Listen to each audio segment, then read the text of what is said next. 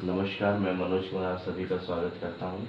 जैसा कि शीर्षक है छोटा जादूगर और इसके रचनाकार है जयशंकर प्रसाद। जयशंकर प्रसाद के बारे में थोड़ा सा जानते हैं। जयशंकर प्रसाद छायावाद के कवि हैं। छायावाद के 4 प्रमुख जो कवियों में नाम है, जयशंकर प्रसाद का नाम सबसे जो है महत्वपूर्ण है। इसके अलावा जो है निराला है, महादेवी वर्मा और सुमित्रा नंदन पंत। तो जयशंकर प्रसाद ने कविता के अलावा कहानी की भी रचना की, उपन्यास की भी रचना की है और जो है निबंध की भी रचना की है। तो आज हम चर्चा करेंगे छोटा जादूगर पे। तो शुरू करते हैं पाठ को लेकर के। इसके अगले वीडियो में जो है हम इससे जुड़े प्रश्न उत्तर पर चर्चा करेंगे। तो आज हम पाठ से शुरुआत करते हैं। आज हम पाठ को पूरा पढ़ेंगे और समझेंगे, जानेंगे कि इस कहानी के माध्यम से लेखक हमें क्या बताना चाहते हैं, कौन सी स्थिति को जो है हमारे सामने रखना चाहते हैं। तो शुरू करते हैं। कार्निवल के मैदान में बिजली जगमगा रही थी। हंसी और विनोद का कलनाद गूंज रहा था। मैं खड़ा था उस छोटे फव्वारे के पास जहाँ एक लड़का चुपचाप शरबत पीने वाले को देख रहा था। यहाँ पे लेखक जो है कार्निवल के मेले में गए हुए हैं और उन्होंने, लेखक यानी जयशंकर प्रसाद, और उन्होंने किसको देखा? एक बच्चे को देखा जो चुपचाप जो है फव्वारे के पास, फव्वारे का मतलब जो है देखेंगे कि फव्वारा होता है कि इस तरीके से जो है और इसमें से जो है पानी की बूंदें जो है वो निकलती हैं और वो जो है फव्वारे के पास जो है वहाँ पे एक बच्चा जो है चुपचाप खड़ा हुआ है और वो मेले में जो है वहाँ पे चुपचाप शरबत की जो दुकानें हैं वहाँ पे वो पीने वाले को देख रहा है। उसके गले में फटे कुर्ते के ऊपर से एक मोटी सी सूत की रस्सी पड़ी थी और जेब में कुछ ताश के पत्ते थे। उसके मुख पर गंभीर विषाद के साथ धैर्य की रेखाएं थी। मैं उसकी ओर न जाने क्यों आकर्षित हुआ। लेखक जब उसको देखता है तो अनायास ही जो है उसकी तरफ जो है आकर्षित हो जाता है। आकर्षित का मतलब उसका मन जो है उस बच्चे की ओर चला जाता है। उस बच्चे के हालत को देख करके, उस बच्चे की स्थिति को देख करके, बच्चा जो है बहुत ही शांत तरीके से चुपचाप खड़ा हुआ है और लोगों को देख रहा है। कौन से लोगों को देख रहा है? जो शरबत पी रहे हैं वहाँ पे। और उसके पास क्या है? गले में कुछ सूत है और पॉकेट में जो है वो क्या है? ताश के कुछ पत्ते हैं। मैं उसकी ओर न जाने क्यों आकर्षित हुआ। उसके अभाव में भी एक संपूर्णता थी, अर्थात उसका जो, अगर हम कहें कि उसकी बाहरी जो वेशभूषा है उसको देख करके लग रहा था कि वो बहुत ही गरीब है, लेकिन फिर भी वह लग रहा है कि बहुत ही खुश है। अर्थात संपूर्णता मतलब उसके पास सब कुछ है और उसमें खुश है और अपने जीवन को जो है वह जी रहा है। मैंने पूछा, क्यों जी, तुमने इनमें क्या देखा? अर्थात लेखक जो है उस बच्चे से पूछते हैं, जयशंकर प्रसाद उस बच्चे से पूछते हैं कि तुम यहाँ खड़े हो तो तुम क्या देख रहे हो इसमें? मैंने सब देखा है। यहाँ चूड़ी फेंकते हैं, खिलौने पर निशाना लगाते हैं। अर्थात बच्चा कहता है कि मैं सब कुछ जानता हूँ कि यहाँ क्या होता है। यहाँ पे चूड़ी फेंक करके जो है खिलौनों पर निशाना लगाते हैं। अर्थात लोग जो है वो देखेंगे, आप मेले में जाते होंगे तो आज भी ये देखने को मिलता है। चूँकि ये कहानी जो है बहुत ही पुरानी है, लेकिन आज भी अगर आप मेले में जाएंगे तो देखेंगे कि जो है वो आपके जो स्टील या कहेंगे कि लोहे के जो छल्ले रहते हैं गोल गोल, और उसमें क्या होता है कि आप खरीद करके और चारों तरफ से जो है वो खिलौने, साबुन वगैरह वगैरह तमाम सारी चीज़ें पड़ी रहती हैं और आपको एक फेंकने का मौका मिलता है। जब आप फेंकते हैं और उस छल्ले को जो है आप चारों तरफ से उन खिलौनों को घेर लेते हैं, छल्लों के द्वारा उसको कैद कर लेते हैं, तो देखते हैं कि इसका मतलब आप उसे जीत चुके हैं। इसी तरीके से बच्चा भी जो है वह खड़ा होकर के उन सारी चीज़ों को देख रहा है और लेखक जो है उनके पास जाकर के सारी बातें पूछता है। इसके बाद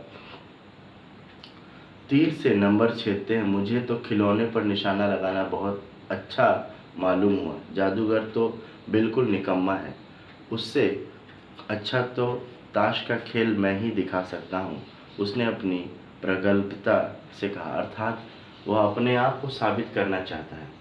वह उन सभी कलाकारों से अपने आप को अच्छा मानता है और लेखक के सामने वह कहता भी है कि इनसे अच्छा तो खेल मैं दिखा सकता हूँ। जो उनके पास वो जो खेल दिखा रहे हैं उसको उससे बढ़िया खेल जो है वो मैं दिखा सकता हूँ और अच्छे तरीके से दिखा सकता हूँ। मैंने पूछा, और उस पर्दे में क्या है? वहाँ तुम नहीं गए थे? नहीं, वहाँ मैं नहीं जा सकता, टिकट लगता है। अर्थात देखिए उसके पास इतने पैसे नहीं हैं कि वह जहाँ टिकट लगता है वहाँ टिकट खरीद करके उन खेलों का आनंद ले सके। इसलिए ऐसे खेलों के पास वह जाता है जहाँ पे मुफ्त में यानी निःशुल्क यानी फ्री में जो है हम वहाँ से खड़े होकर के उन सारी चीज़ों को देख सकते हैं। तो बच्चा जो है सबसे पहले कहाँ खड़ा था? शरबत के दुकान के पास लोगों को शरबत पीते हुए देख रहा था। इसके बाद लेखक जब उसके पास आते हैं, उनसे पूछते हैं, तो वह अपने बारे में बताता है कि उनसे बढ़िया जो है वह खेल सकता है और तमाम सारी चीज़ों को वह जानता है कि मेले में क्या क्या खेला जा रहा है, कैसे खेलते हैं। वह उनको पाना चाहता है, कहीं ना कहीं उसके अंदर जो है मन में इच्छा है कि उन सारी चीज़ों को वह पाले, सारी चीज़ों से वह क्या कर सके कि वो जो चूड़ियों की जो छल्ले हैं उससे वह खिलौनों को जीत सके। क्यों जीत सके? क्योंकि उसका मकसद है उन खिलौनों को जीत करके उनसे खेल दिखाना और पैसे कमाना। मैंने कहा, तो चलो मैं वहाँ तुमको लिवा चलूँ। मैंने मन ही मन कहा, भाई आज के तुम ही मित्र हो। अर्थात लेखक अपने साथ उसको ले करके जाना चाहते हैं। मेले में उनके साथ कोई साथी नहीं है दूसरा, तो उस बच्चे को ही वह साथी बनाते हैं। उसने कहा, बच्चा कहता है वहाँ जाकर क्या कीजिएगा, चलिए निशाना लगाया जाए। मैंने उससे सहमत होकर कहा, तो फिर चलो पहले शरबत पी लिया जाए। हाँ, उसने हाँ के बहाने सिर हिला दिया। अर्थात बच्चे का ज़्यादा मन जो है उन खिलौनों की तरफ उन्हें आकर्षित कर रहा है। जाहिर सी बात है कि बच्चों के लिए खिलौने जो है ज़्यादा महत्वपूर्ण है, इसलिए वह क्या करता है, शरबत के लिए जो है अनायास ही जो है वह सर हिला देता है। लेखक उसको लेकर के जाते हैं। मनुष्यों की भीड़ में जाड़े की संध्या वहाँ गर्म हो रही है, अर्थात ठंड का मौसम था और लेकिन लोगों का भीड़ इतना ज़्यादा था, लोगों का भीड़ इतना ज़्यादा होने के कारण, क्राउड इतना ज़्यादा था जिसके कारण जो है थोड़ा थोड़ा जो है वो गर्मी गर्मी जैसा लग रहा था। हम दोनों शरबत पीकर निशाना लगाने चल पड़े। राह में ही उसने पूछा, तुम्हारे और कौन कौन है? माँ और बाबूजी। उन्होंने तुमको यहाँ आने के लिए मना नहीं किया? बाबूजी जेल में हैं। क्यों? देश के लिए, वह गर्व से बोला। अर्थात लेखक जब उनसे बातचीत करता है उस बच्चे से, तो उसके माँ और पिताजी के बारे में पूछता है। माँ और पिता के बारे में पूछता है। तो पिता जो है वो कहाँ है? जेल में है। पिता कहाँ है? जेल में है। किस लिए है? देश के लिए। अर्थात उस समय हमारा देश जो है अंग्रेजों के अधीन था। किसके अधीन था? अंग्रेज के अधीन था, अंग्रेजों के अधीन था। और इसलिए जो है देश के लिए जो है वह कहाँ जा, उसके पिताजी की कहाँ पर है? जेल में है। और वह गर्व से इस बात को बताता है क्योंकि उसे पता है कि देश के लिए अंग्रेजों के विरोध में या अंग्रेजों से लोहा लेना जो है ये बहुत ही अच्छी बात है। अपने देश को अंग्रेजों से आज़ाद कराना उसके लिए जो है एक गर्व की बात है कि उसके पिता देश के लिए जेल में गए हुए हैं। और माँ जो है वो क्या है? माँ बीमार है। आगे हम पढ़ेंगे, उसकी माँ जो है वो बीमार है। और तुम्हारी माँ? वह बीमार है और तुम तमाशा देख रहे हो। अर्थात तुम्हारे पिताजी जो है वो जेल में है, तुम्हारी माँ है वो बीमार है और तुम यहाँ पे आनंद लेने के लिए मेले में आए हो। लेखक को यहाँ पे थोड़ी सी भूल हो जाती है समझने में कि वह बच्चा आखिर मेले में आया क्यों है, लेकिन उसके मुंह पर तिरस्कार की हंसी फूट पड़ी। उसने कहा, तमाशा देखने नहीं दिखाने आया हूँ। अर्थात उस बच्चे की मंशा थी कि वह जो छल्ले थे या चूड़ियाँ जो थी उन खिलौनों से वह उसको जीत ले। जीतने के बाद उसे क्या करे, उससे वह खिलौने दिखाएं और पैसे बनाएं और उन पैसों से जो है अपने माँ के लिए दवा खरीदे। लेखक ये बात नहीं जानता था। कुछ पैसे ले जाऊंगा तो माँ को पथ्य दूंगा। मुझे शरबत ना पिलाकर आपने मेरा खेल देखकर कुछ दे दिया होता तो मुझे अधिक प्रसन्नता होती। देखिए बच्चा जो है वो कह ही देता है कि अगर आप शरबत पिलाने की जगह मुझे कुछ पैसे दे दिए होते तो मुझे बहुत ही, मेरे लिए जो है वो बहुत ही अच्छा होता, ताकि क्या होता, अपनी माँ के लिए वह कुछ दवाइयाँ खरीद सकता।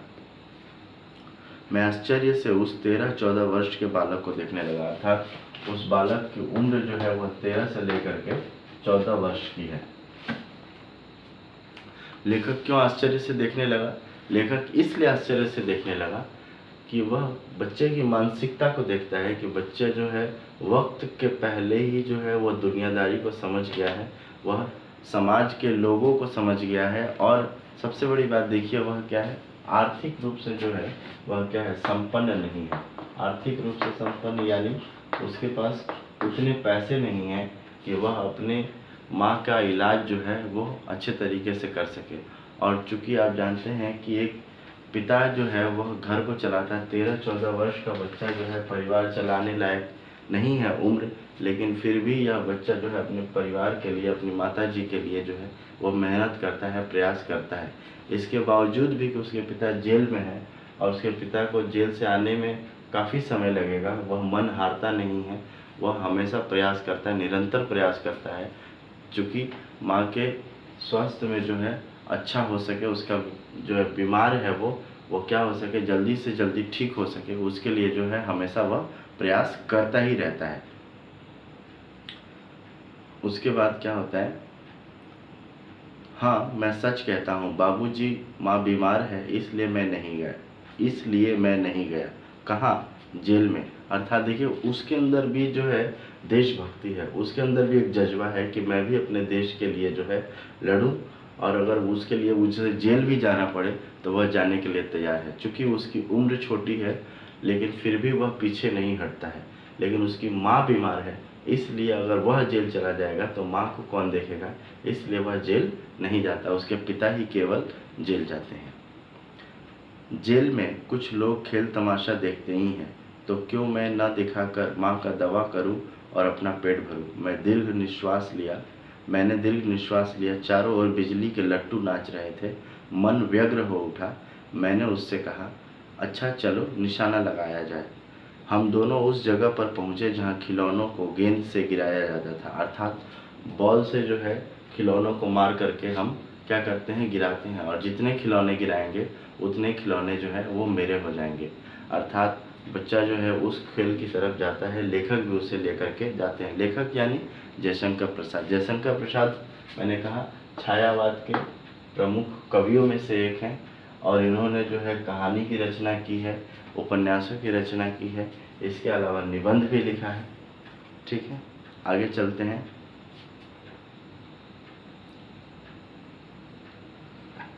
हम दोनों उस जगह पर पहुंचे जहां खिलौनों को गेंद से गिराया जाता था। मैंने 12 टिकट खरीद कर उस लड़के को दे दिया। अर्थात प्रश्न आपसे पूछा जा सकता है कि लेखक ने बच्चे को कितने टिकट दिए खरीद करके, तो 12 टिकट खरीद करके दिए। क्या करने के लिए?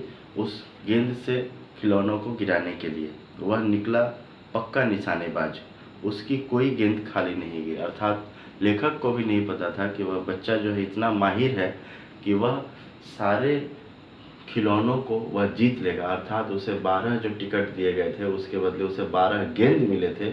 उन सारे गेंदों से उसने क्या किया, 12 खिलौनों को गिरा दिया और उसे जीत लिया। देखने वाले दंग रह गए। उसने 12 खिलौनों को बटोर लिया, लेकिन उठाता कैसे? क्योंकि खिलौने ज़्यादा है, उसके पास जो है जगह कम है। कुछ मेरे रुमाल में बांधे, कुछ जेब में रख लिए। लड़के ने कहा, बाबूजी आपको तमाशा दिखाऊंगा, बाहर आइए मैं चलता हूँ। वह 9-2-11 हो गया। अब वह यह सारी बातें बोल करके कि हम लोग मिलेंगे, चलिए बाहर, मेले के बाहर मैं आपको खेल दिखाता हूँ, और ये बात बोल करके वह जल्दी जल्दी जो है वो गायब हो गया, अर्थात चला गया। मैंने मन ही मन कहा, इतनी जल्दी आंख बदल गई। लेखक को यहाँ उस बच्चे को समझने में भूल हो गई। वह सोचते हैं कि यह जो बच्चा है कोई आम बच्चा है, और उसने क्या किया, बस लेखक को ठग लिया। किसी तरीके से जो है लेखक से वह 12 टिकट खरीदवा करके उन गेंदों से खिलौनों को जीत लिया, और बस जीतने के बाद से है लेखक से उनका संपर्क खत्म हो गया। लेखक जो सोचते भी हैं, कहते भी हैं कि इतनी जल्दी आंख बदल गई, इतनी जल्दी आंख बदल गई, इसका मतलब जो है इतने जल्दी तुम बदल जाओगे, मैंने नहीं सोचा था उस बच्चे के लिए। मैं घूमकर पान की दुकान पर गया। पान खाकर बड़ी देर तक इधर उधर टहलता देखता रहा। झूले के पास लोगों का ऊपर नीचे आना देखने लगा। अकस्मात किसी के ऊपर से हिंडोले से पुकारा, बाबूजी। मैंने कहा, कौन? मैं हूँ, छोटा जादूगर। अर्थात वह अपने आप को किस नाम से संबोधित करता है? छोटा जादूगर। देखिए उस बच्चे का कोई नाम नहीं दिया हुआ है, ठीक है। वह अपने आप को संबोधित करता है किससे? छोटा जादूगर से। हिंडोले पर बैठा हुआ है। हिंडोला क्या है? हिंडोला देखेंगे जो ऐसे गोल घुमाने वाला जो है, जिसको आप मेले में देखते होंगे। मेले में तो तरह तरह के झूले होते हैं, तो उस हिंडोले पर बैठा हुआ है और वहीं से उसने उसको पुकारा। किसको पुकारा? जयशंकर प्रसाद को। कलकत्ता के सुरम्य। अब ये जो घटना जो है यहाँ पे ये बीत गया। ये देखिए एक इंसिडेंट जो है एक मेले का, वो इंसिडेंट बीत गया। अब हम दूसरे इंसिडेंट की बात आते हैं, दूसरी घटना की बात आती है कि वह दिन बीत गया। उसके बाद चूंकि ये कलकत्ते की कहानी है, कलकत्ते के बी गार्डन की कहानी है। अब हम कहेंगे कि बी गार्डन क्या है? बी गार्डन यानी बोटेनिकल गार्डन, जिसमें आप जानते हैं कि पेड़ों के लिए जो है बहुत ही प्रसिद्ध है। तो उसी बोटेनिकल गार्डन में लेखक जो है अपने परिवार के साथ बैठे हुए थे। कलकत्ता के सुरम्य बोटेनिकल उद्यान में, उद्यान का मतलब गार्डन में, लाल कमलिनी से भरी हुई एक छोटी सी झील के किनारे घने वृक्षों की छाया में अपनी मंडली के साथ बैठा हुआ मैं जलपान कर रहा था। जलपान का मतलब लेखक बोटेनिकल गार्डन में एक झील के किनारे बैठे हैं अपनी मंडली के साथ और जलपान यानी नाश्ता कर रहे थे। इतने में वह छोटा जादूगर दिखाई पड़ा। हाथ में 4 खाने की खादी का झोला, साफ जंघिया और आधी बाहों का कुर्ता, सिर पर मेरा रुमाल सूत की रस्सी से बंधा हुआ था। मस्तानी चाल में झूमता हुआ आकर कहने लगा।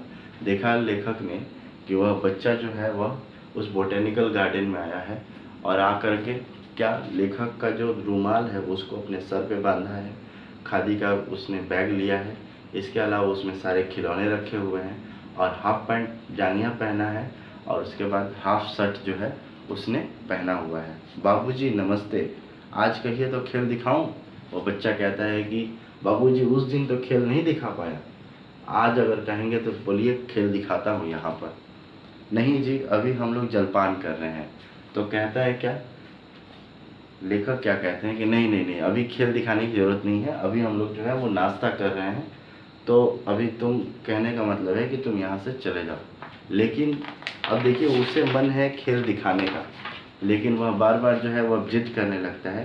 इसके बाद क्या क्या गाना बजाना होगा बाबूजी? नहीं, तुमको मैं क्रोध में कुछ और कहने जा रहा था कि श्रीमती जी ने कहा दिखलाओ जी तुम तो अच्छे आए। अर्थात कहने का मतलब है कि लेखक को गुस्सा आ रहा था, क्योंकि वह उस घटना के आधार पे उसको जज कर रहा था अभी भी, जो मेले में जो घटना हुई थी, और इसीलिए जो है क्रोध में उसको कुछ और कहने जाता। तभी तक जो है जयशंकर प्रसाद की पत्नी ने कहा कि नहीं जी, तुम खेल दिखाओ, कोई बात नहीं है। उसके बाद भला कुछ मन तो बहले, मैं चुप हो गया, क्योंकि श्रीमती जी की वाणी में माँ की सी वह मिठास थी जिसके सामने किसी भी लड़के को रोका नहीं जा सकता। उसने खेल आरंभ किया, यानी लेखक की पत्नी के कहने के बाद उस बच्चे ने खेल दिखाना शुरू किया। उस दिन कार्निवल के सब खिलौने उसके खेल में अपना अभिनय करने लगे।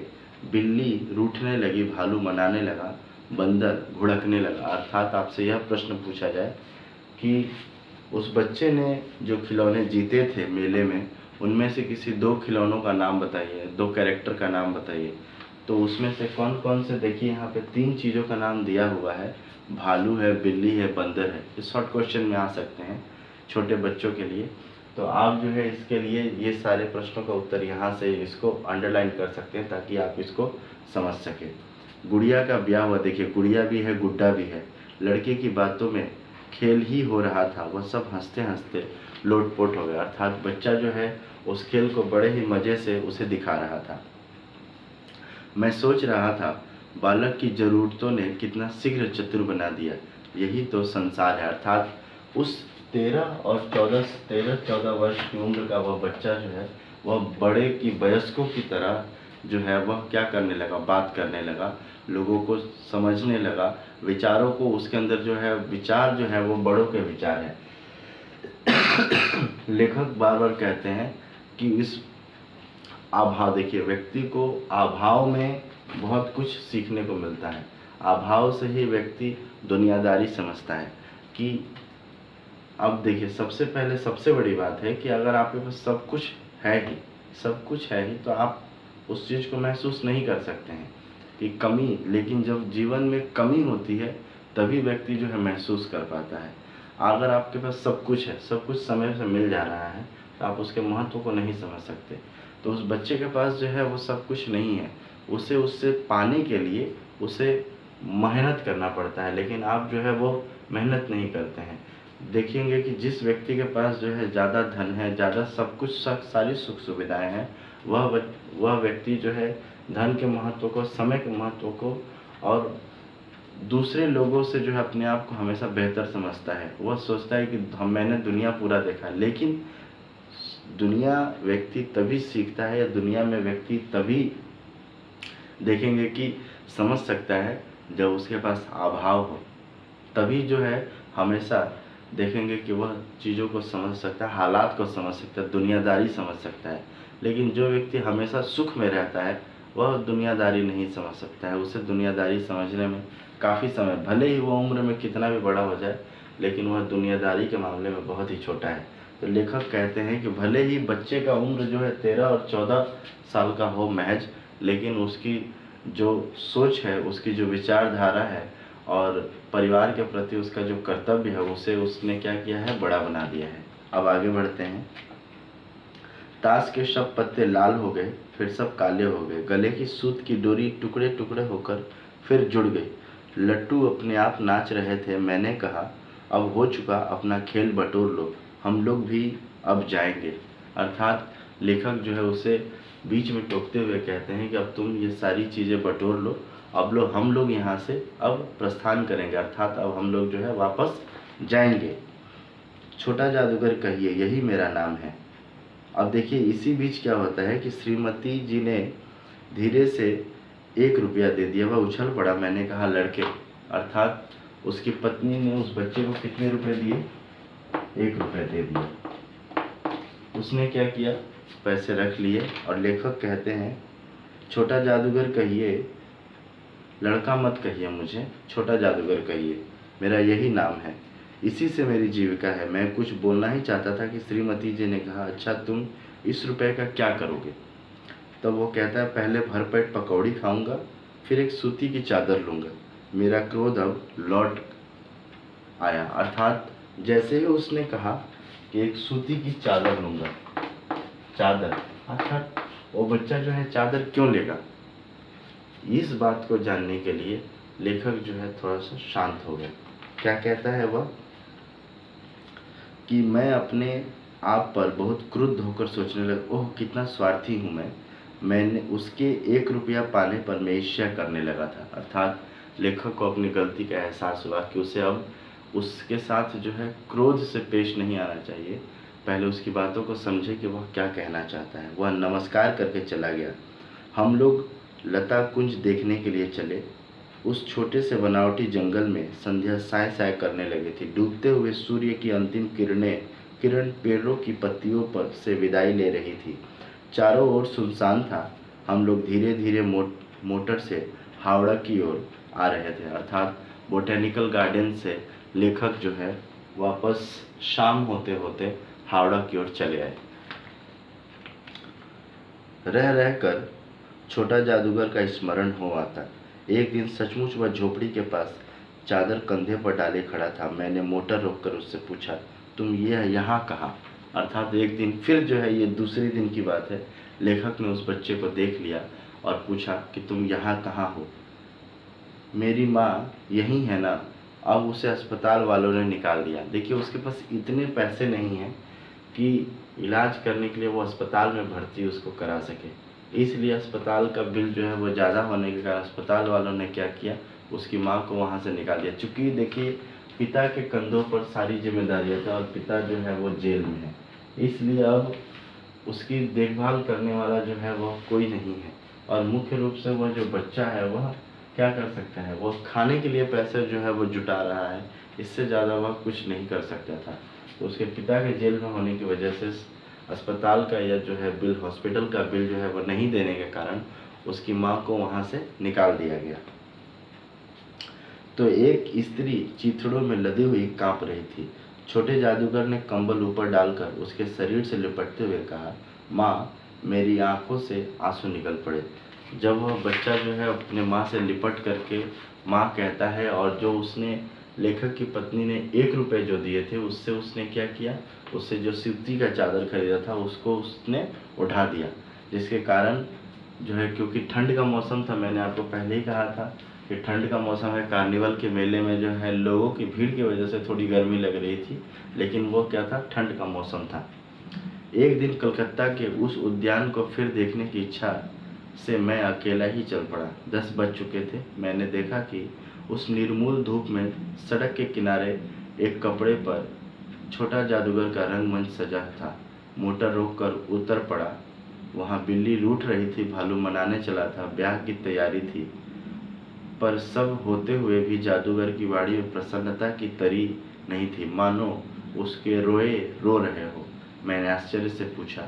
खेल हो जाने पर पैसा बटोर कर उसने भीड़ में मुझे देखा।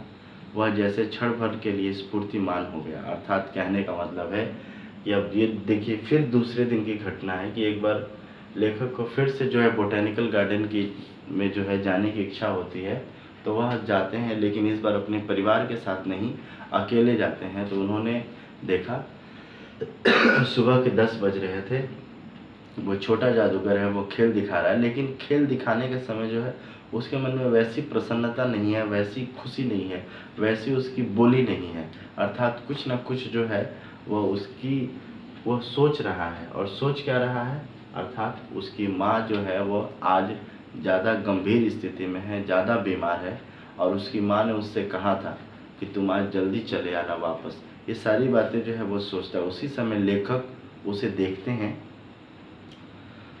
उसने क्या किया, खेल हो जाने पर पैसा बटोर कर उसने मुझे भीड़ में देखा। मैंने उसकी पीठ थपथपाते हुए कहा, आज तुम्हारा खेल जमा क्यों नहीं। अर्थात लेखक उससे पूछता है कि तुम्हारा जो खेल है, तुम तो इतना अच्छा खेल दिखाते हो, आज तुम्हारा मन भी उदास है और खेल भी वैसा कुछ जमा नहीं, वजह बता सकते हो क्या। माँ ने कहा था कि आज तुरंत चले आना, मेरी घड़ी समीप है, अविचल भाव से उसने कहा। देखिए, बच्चा जो है वो नहीं जानता है कि घड़ी समीप है या ये सारी बातें, बस उसकी माँ ने उसे बुलाया है जल्दी, वही। जब लेखक को ये बात बोलता है तो लेखक जो है वो समझते हैं, और उसने क्या कहते हैं, तब भी तुम खेल दिखाने चले आए, मैंने क्रोध में कहा। क्रोध यानी गुस्से में कहा। किसने कहा, लेखक ने उस बच्चे से। उसने कहा, क्यों नहीं आता। और कुछ कहने पर जैसे वह अपमान का अनुभव कर रहा था। क्षण भर में मुझे अपनी भूल मालूम हो गई। उसने झोले को गाड़ी में फेंक कर उस पर बिठाते हुए मैंने कहा, जल्दी चलो। मोटर वाला मेरे बताए हुए पथ पर चल पड़ा। अर्थात लेखक ने क्या किया, उस बच्चे को अपनी मोटर गाड़ी में बैठाया और वापस जो है किधर चला गया, उस झोपड़ी के तरफ जहाँ पे वह बच्चा और उसकी माँ दोनों वहाँ पे रहते थे। कुछ ही मिनटों में झोपड़े के पास पहुंचा। जादूगर दौड़कर माँ माँ पुकारते हुए झोपड़े में घुसा। मैं भी पीछे था, किंतु स्त्री के मुंह से बे निकल कर रह गया। अर्थात वह जो है वह मर चुकी। अर्थात अपने बेटे को देख करके उसके मुंह से जो है बेटा शब्द भी नहीं निकल पाया। बे पर भी अटक करके उसने अपने प्राण त्याग दिए। उसके प्राण पखेरु उड़ गए। उसके दुर्बल हाथ उठकर रह गए। अर्थात वह कमज़ोर हो गई थी, और वह इतना ही कह के उसने दम तोड़ दिया। जादूगर उससे लिपट कर रो रहा था। मैं स्तब्ध था यानी शांत। लेखक को भी नहीं समझ में आ रहा था कि अब क्या से क्या हो गया। उस उज्जवल धूप में समग्र संसार जैसे जादू सा मेरे चारों ओर नृत्य करने लगा। अर्थात उसके मरने के बाद जो है लेखक को ये समझ में नहीं आ रहा था कि इस स्थिति में उस बच्चे को कौन संभालेगा, क्या होगा। ये सारी चीज़ें जो है, देखिए, अब अगर हम इस पाठ की बात करते हैं तो ये पाठ तो समाप्त हो गया, लेकिन इस पाठ में लेखक ने किसको दिखाया है, देश प्रेम को दिखाया है, और साथ साथ जो है एक बच्चे के जो है अपने परिवार के प्रति कर्तव्य को भी दिखाया है कि व्यक्ति को देखेंगे बहुत ही कम उम्र में भी जो है दायित्वों को अपने कंधे पर आने से वह व्यक्ति जो है बड़ों की तरह जो है वो रिएक्ट करता है, बड़ों बड़ों की तरह जो है अपने कर्तव्यों को समझने लगता है। बिल्कुल वो बच्चा भी जो है महज 13 और 14 वर्ष की उम्र का होकर के भी जो है परिवार के लिए वह अपना फ़र्ज़ निभाने को जो है तैयार रहता है। वो हर तरीके से अपनी माँ के स्वास्थ्य के लिए प्रयास करता है, लेकिन वह उसके पास जो है उतने पैसे नहीं हैं। अस्पताल वालों ने जो है पिता के जेल जाने के बाद, चूँकि अस्पताल का खर्चा ज़्यादा हो गया था, इसलिए उसके अस्पताल वालों ने क्या किया, उसे वहाँ से निकाल दिया। अब वह घर पर ही है और ठंड के मौसम होने के कारण जो है वह और भी काँप रही है। लड़के ने उसे चादर भी दिया, लेकिन चूँकि देखिए केवल ठंड से बचने से नहीं, जब बीमार है तो दवा की भी ज़रूरत है। लेकिन उस बच्चे के पास इतने पैसे नहीं हैं कि वो अपनी माँ के लिए जो है अच्छा से अच्छा जो है डॉक्टर को दिखा सके और बेहतर से बेहतर तरीके से उसकी जो है देखभाल कर सके। तो कुल मिलाकर के ये पाठ ख़त्म हुआ और अगले पाठ में जो है हम इससे जुड़े प्रश्न उत्तर पर चर्चा करेंगे।